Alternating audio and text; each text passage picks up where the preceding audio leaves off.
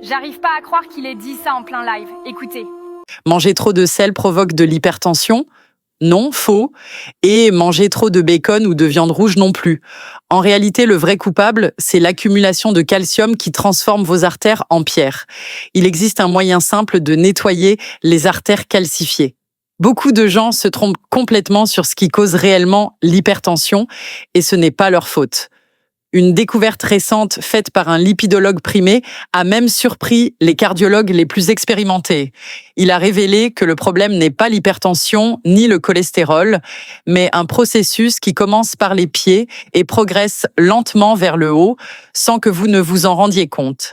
À 70 ans, il touche 90% des hommes. Cela s'appelle la calcification des artères coronaires, mais les spécialistes du cœur l'appellent le syndrome du cœur de pierre. Réfléchissez-y. Les canalisations vitales de votre corps, vos artères, devraient être souples, mais elles se transforment en tuyaux de fer bouché.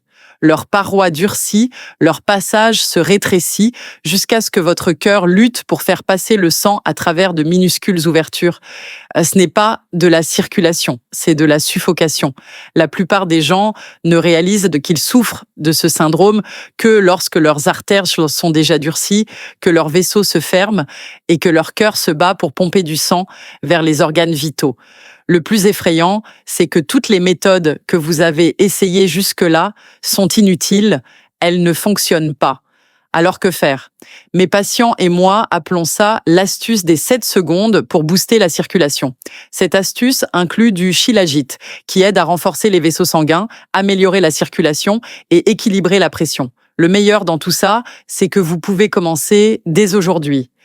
Il suffit de prendre un peu de shilajit chaque soir avant de vous coucher. Après quelques semaines, mes patients ne se plaignent plus de mains et de pieds de froid, d'engourdissement, de gonflement des jambes, de pression instable ou de manque d'énergie.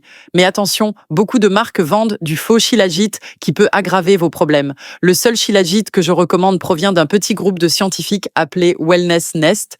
Leur shilajit est 100% pur, bio et sans sucre. Si ça vous intéresse, j'ai mis le lien dans mon profil.